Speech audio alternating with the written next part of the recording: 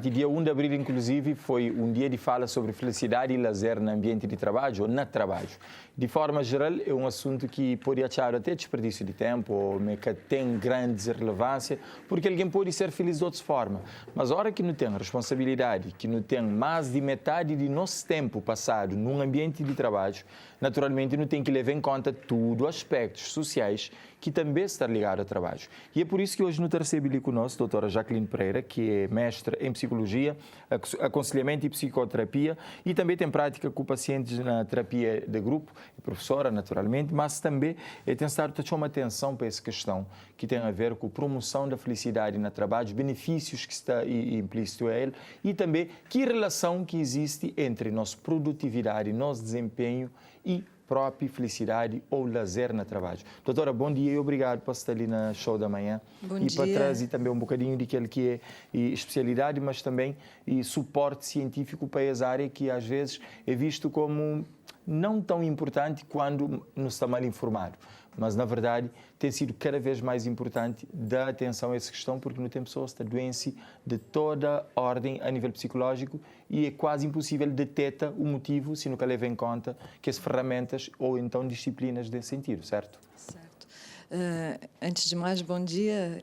Quero agradecer o convite em nome do CAP. Falando de felicidade no trabalho, nos dias de hoje, a nossa vida está a correr muito e nós temos muita propensão a nível de trabalho de desenvolvermos alguns transtornos mentais devido à sobrecarga no trabalho, a falta de pausas, conflitos entre colegas, a não valorização do trabalho. E então é preciso termos muita atenção a sintomas que podem despoletar, principalmente depressão e ansiedade, e convém que as pessoas peçam ajuda, não se isolem, que mal saibam do diagnóstico. O mais sensato é avisar a liderança dessa situação e recorrer aos amigos, aos familiares, a um profissional de saúde, porque em contexto laboral nós temos a depressão como o último patamar, mas antes disso temos o burnout, que é o stress crônico. É correto também chamar de esgotamento? Sim, é uma exaustão mental. Okay. Quando começamos a notar que estamos com perda de sono, perda de apetite, dificuldade de concentração, muito esquecimento, irritabilidade, o sono. É muito importante terem atenção ao sono, sinal. Porque o não dormir afeta todo o nosso dia. Sim. E há pessoas que conseguem ficar sem dormir muito tempo, mas depois vão despoletar. Reflete na boa produtividade no dia seguinte, tanto no trabalho como no dia a dia normal. A produtividade vai descer. E é um dos sintomas em que as empresas têm que ter noção. Quando os colaboradores estão a diminuir a produtividade, tentar perceber o que está a acontecer com aquele colaborador. É cá à toa, por exemplo, que leis laborais mais comuns, principalmente na nossa região ocidental, mas também africano, é cá à toa que a própria lei laboral estabelece, por exemplo, horários de descanso bem definido, porque foi com base científica, é que é apenas uma decisão técnica, é porque também, da mesma forma que é importante trabalhar, é importante descansar para dar continuidade ao resto do dia e da vida própria. Assim. Exatamente. Podemos perguntar como é que começou a depressão no trabalho? Como é que isto começou? Porque foram feitos estudos em que estavam a perceber que as pessoas estavam a diminuir a produtividade e estavam sob muito stress. Então, começamos a perceber o que contribuía para isso. E uma das coisas é a sobrecarga horária.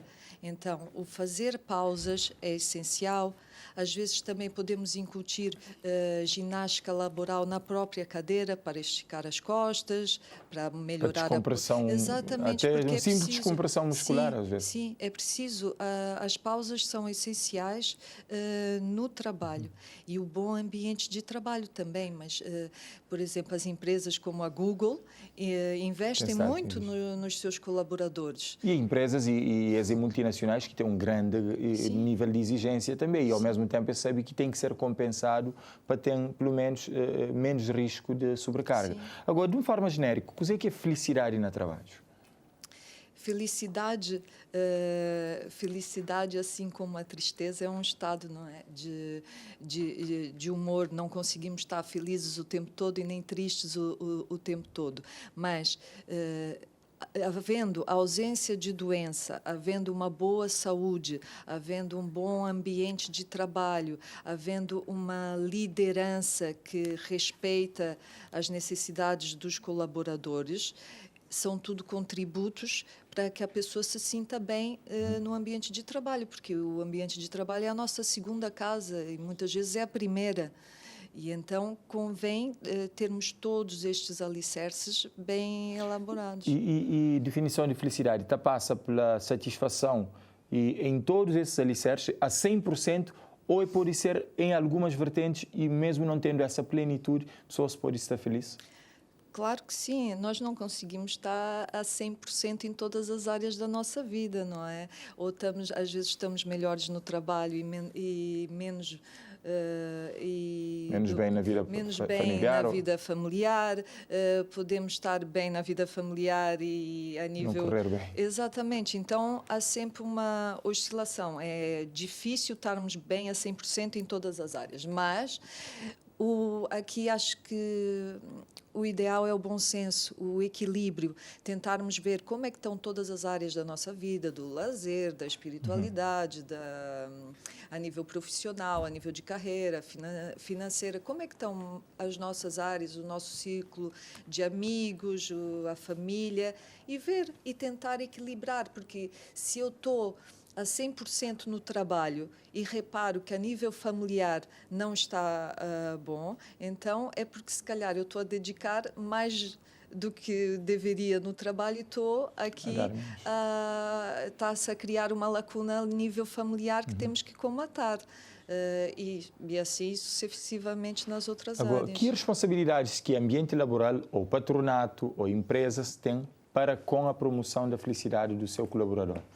Por exemplo, uma coisa seria a segurança no trabalho, saúde e segurança no trabalho, em que há os médicos que vão às empresas, ou as empresas são chamadas para irem ao consultório do médico e fazerem um rastreio de todos os colaboradores para ver a nível de saúde como é que eles estão. Depois, outra coisa que as empresas poderiam fazer é, uma vez por mês, uma atividade... Fazer essa promoção. Exatamente, uma atividade com os colaboradores de uma forma descontraída, não laboral, em que eles possam que eles possam se divertir, que eles possam descomprimir, que possam falar sobre outras coisas que não o trabalho, incluindo a liderança estando presente. Porque é uma forma de juntar os colaboradores e somos todos iguais,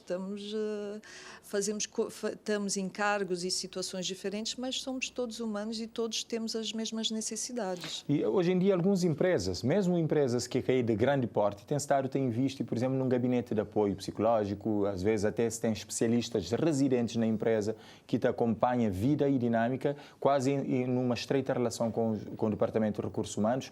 Agora que nos vê a realidade cabo-verdiana, ele é um ideal inatingível por enquanto, inacessível, ou é possível fazer alguma coisa nesse sentido e sem pôr em causa também as condições, capacidades e a própria sustentabilidade da empresa, porque é mais um gabinete, é mais um serviço e é mais despesas para a vida da empresa? Eu acho sim que é possível. Às vezes digo, quem não tem cão caça com gato. Então, não precisamos de ter um gabinete todo equipado para haver uma sessão de relaxamento para o trabalhador, como vemos isso já acontecer em empresas muito avançadas e muito grandes, ou uma cadeira muito confortável, mas vamos trabalhar com os recursos que temos. Não, então é que a própria estrutura, instalações e meios. Sim, não é? Ou seja, não, isso não é tão importante. O importante aqui é a comunicação, o diálogo, o saber que os colaboradores têm necessidades e pensar que as empresas, a curto prazo, se investirem mais na saúde mental dos seus colaboradores, vão lucrar muito mais a longo prazo, porque vão deixar os colaboradores mais motivados, isso aumenta a produtividade, aumenta o bom ambiente de trabalho. Agora, se não pensarem no bem dos colaboradores, se está tudo bem com eles, a curto prazo a empresa continua, mas a longo prazo vai ter custos, vai ter baixas, vão ter colaboradores insatisfeitos, vão ter o chamado turn-off, que é sai de uma empresa, entra noutra, sai de uma, entra noutra, e esta roda em que temos um bom profissional numa empresa e que está lá há muito tempo e que depois passa para outra empresa, com as informações todas, uma bagagem, uma aprendizagem muito grande e passa o conteúdo todo para outra empresa, isso é uma desvantagem e um risco que a empresa corre. E até que ponto o profissional tem autonomia e responsabilidade de que espera para a empresa e toma as iniciativas de promoção da própria saúde e felicidade no trabalho? Sim, nem todas as empresas vão aderir, embora os recursos humanos também têm que, como estão sobrecarregados, acabam por ficar mais na seleção, recrutamento e seleção das pessoas. Mas deveriam também, com mais apoio ou com mais psicólogos organizacionais, promover estas práticas de boa saúde, estas práticas de relaxamento dos seus colaboradores, porque senão, como eu lhe disse anteriormente, já vamos aqui, temos que zelar pela saúde dos nossos colaboradores. E colaboradores em si, se pode tomar as iniciativas de promoção, é possível fazer lá? Sim, claro que sim, porque é como falamos anteriormente em relação às nossas áreas da nossa vida, não é? Porque se eu estou a ver que a minha produtividade no trabalho está a baixar, eu tenho que começar a pensar o que está a acontecer comigo, o que se passa que eu não estou a ter tanta rentabilidade, por que eu estou-me a sentir assim, por que eu estou-me a sentir por que eu já acordo cansado, por que eu sinto uma fadiga muito grande, por que eu estou muito irritado, por que eu estou-me a esquecer das coisas, e começar fora do contexto laboral, procurar práticas que o ajudem. O desporto ajuda, o procurar um psicólogo ajuda, o recorrer a amigos e fazer coisas que gosta ajuda. Então, é um pouco investir em si próprio. Porque nós damos para a empresa, mas nós temos que dar em primeiro lugar para nós próprios. E ora, aqui no SPIA, para uma questão que tem a ver com liderança.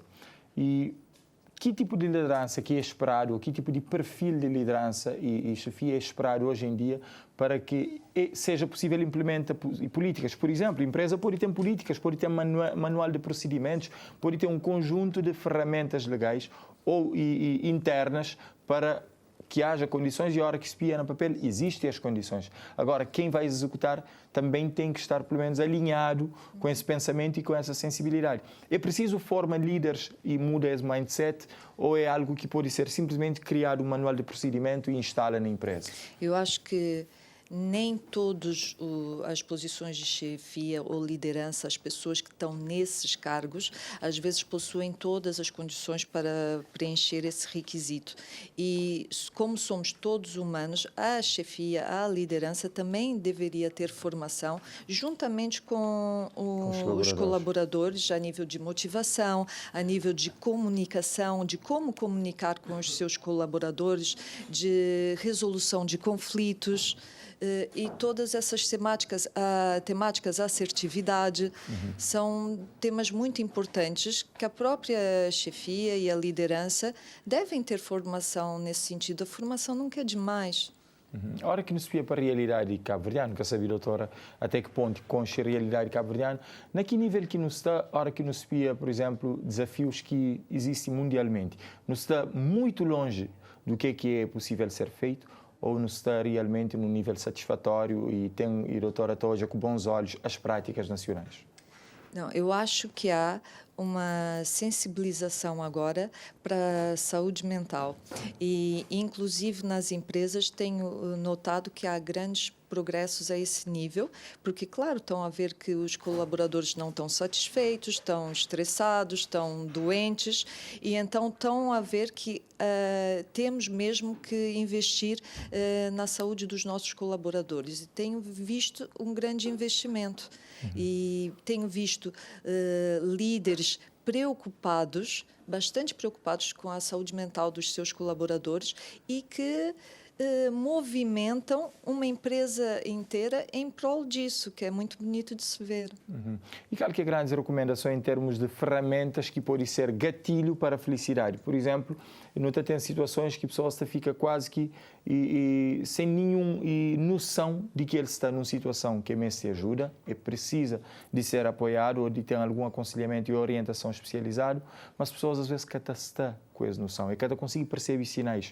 E ao mesmo tempo, mesmo percebendo os sinais, é que tem um clique, é que tem uma opção, é que sabe se calhar, mas depois de trabalho, ele devia, se calhar, senta com um amigo e conversa em vez de ir para casa. Ele vai para casa, tem furna na casa, demandas da casa, da família, pode ser um outro fator de piora de situação. Qual que é as grandes recomendações para pessoas que podem estar nessa situação quase de burnout ou para caminhar para a depressão? Pois é, porque o ser humano consegue trabalhar no vermelho durante muito tempo e só para quando o corpo desliga. E aí ficam, tipo, o que aconteceu comigo? Então, é difícil nos apercebermos com a correria do dia a dia o que está-se a passar conosco. E quando chegamos lá, já não consigo.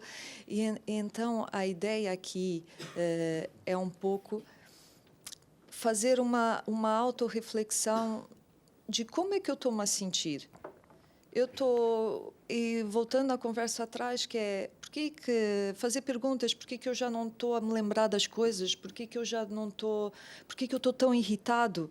Se tivermos atentos a sinais como irritabilidade, falta de concentração, insônia, uma fadiga, que é um cansaço extremo, já acordamos cansados, passamos o dia todo nesse registro, não é normal. E aí é quando nós temos que parar e pedir ajuda a um profissional, que é para não piorar, que é para não estarmos de baixa, porque muitas coisas conseguem ser, a maioria dos casos, conseguem ser tratados sem ter que haver baixas, sem ter que haver medicação. E então é um pouco atuar como prevenção. Não é? Se bem que é sempre difícil, a gente só vai ao dentista quando o dente já está a doer. E então a saúde mental é igual, a gente só vai ao médico, ao psiquiatra, ao psicólogo quando já estamos.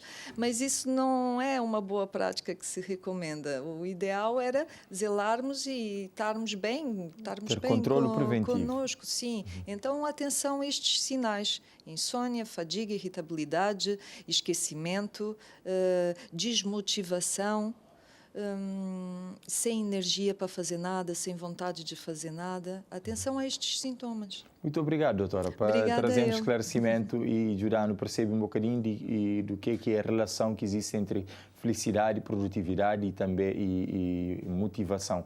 E ainda por cima na nossa realidade, que não crê, desenvolve um país, naturalmente, na todo setor demanda é diferente, exigência é maior, mas às vezes é preciso, como a doutora falou, sincroniza. e qualidade de vida laboral e cria condições para que as lideranças também estejam minimamente preparadas para dar resposta às políticas e também para criar políticas que dão resposta à necessidade atual, porque o mundo está numa dinâmica e Cabo Verde está atrás do mundo, tem que estar dentro desse mundo também.